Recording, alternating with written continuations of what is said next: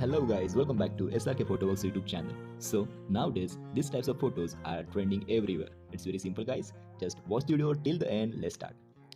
To create this type of photo, just open a Google app, click on search bar and just type Gemini AI and just click on search. Click on first search result and you will see this interface. Okay, now next step, click on this plus symbol, click on upload a file and just select the photo you want to add this effect. After selecting the picture, just click on Ask Gemini and just paste the prompt I have mentioned in pin comment. You can copy this prompt from the pin comment.